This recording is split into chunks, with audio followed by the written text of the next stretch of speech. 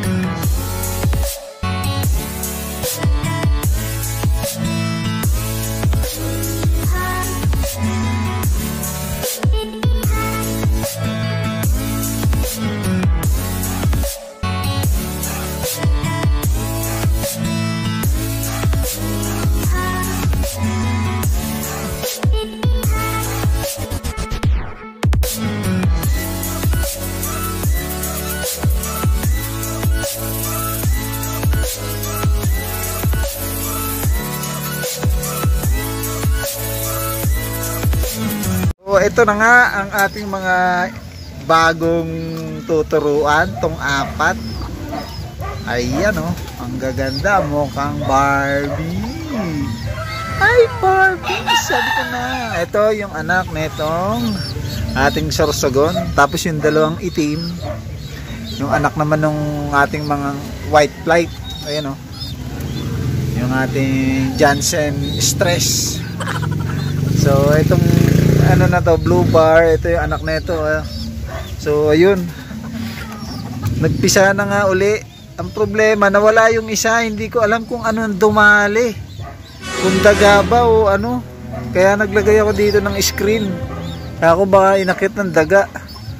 Medyo maliit pa nung nawala yung isa niyan. So mga 3 days na yata, 3 days, 2 days. So ayun, nagulat ako bakit nawala. Wala namang bakas ng dugo na kinagat siya ng daga. So bahala siya, baka kinuha ng mga bata, may pumasok dito. So ito yung Biberman natin. So meron silang isang itlog lang, nililimliman na.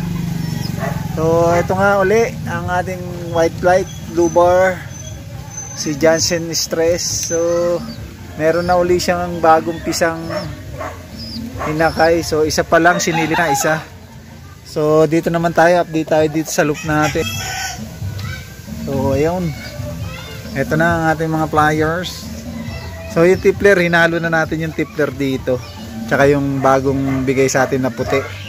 Yung puti na yun sana parisa na itong Jansen X Jan Harden. To ganda oh, ayan oh, mukhang Barbie oh. Sana magpares yung dalawa, kasi yung dating pares nito is kulay puti. So hindi pala kak yung puti na yon yung binigay sa atin, parang hen siya. So hindi pa natin alam, kasi laging lumalapit yung puti dyan sa ano natin, sa white flight na to, yung malaking white flight. So nagbigay na nga ulit tayo ng ano, ng, dahil Monday ngayon, oregano garlic with ano ba to? Serpentina. Yun, hinaluan natin ng daon ng serpentina, kasi medyo may nakikita ako sa kanila na medyo matamlay. So nilagyan natin ng serpentina. Ayan ang mga pliers natin. So hindi ako nagpalipad ngayon, gawa ng tinuruan ko kanina yung tatlong inakay natin. Yung anak ng Victor Lim, nasa na ba yun? Ayun, nandun sa taas. Yung anak ng Victor Lim natin, ayun oh. Ayun. Kita ba? Ayan. So okay naman. Dito siya pumasok. Binuksan ko tong malaking pinto na to para dito sila pumasok, yung mga tatlong bagong tinuturuan natin, kasi hindi pa natin sila pwedeng bugawin na pumasok dun sa ating trapdoor. Ayun, dun sa taas. Pero sinasanay ko na sila dyan. Tuwing umaga nilalagay ko sila dyan sa trapdoor na yan. Tuwing may biyahe ako, nilalagay ko sila dyan. Pero nakasarado yan, wala sila lalabasan, para masanay sila dyan sa ating trapdoor. So ayan na nga yung bago natin tinuturuan, yung dirty blue bar na yan. Ayan, yung magkapatid. Nasaan na yan isa? Yung isa niyan ay nasaan na? Nandiyan lang yun sa loob. Busog na siguro. Kakapakain lang natin. So ayun pala, ito. Yung isang dirty blue bar natin, ayan. So ayun din, meron na rin itlog itong itong magkapatid. Hindi ko alam bakit sila ang nagpares na magkapatid. Oh no! Magkapatid talaga sila, full sibling sila. Isang lang sila, isang pisa lang sila. So ayan meron na rin silang dalawang itlog. Ang kapares niyan ito. Yan. So ano kayang kakalabasan niyan? Inbreed ba tawag dyan? So ayun, meron na dito dalawa ulit, dalawang inakay. Ayun medyo mahina pa, kakapisa lang kahapon. Bali ang tag nito, ang tatay niyan is yung anak ng Victor Lim natin. Tapos itong na to, itong almonds na to binigay lang yan ng isang tropa. Hindi ko alam kung anong linyado niyang almonds na yan. Mukhang vanilla yata, vanilla almond. So hanggang dito na lang muna ang ating update. Baka mamaya magpatos ako ng sa Imus BBI sa airpot. Papasabay ako ng apat na kalapate. Yung natin, Victor Lim na yun, yung asawa nga yung kapares nga nung ng ating almond. Tapos yung dalawang white plate natin, ayan yung isa yung unang anak ng blue bar white plate natin, ayan yan nagkakamot na yan ayan, matitikas lumipad sa atin yan. Sino pa ba? Ayun yung brown, ayun yung anak ng Victor Lim.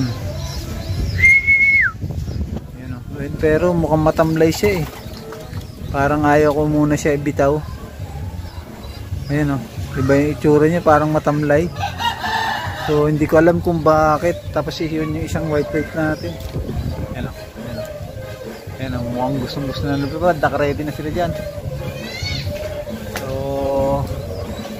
kung alin yung madudukot ko at mapapasabay natin dun sa papatos lang tayo dito, malapit lang sa Imus. So location natin is 13. Baka sa Imus ko pabitawan. So magkatabi lang yun. Sana hindi sila mawala.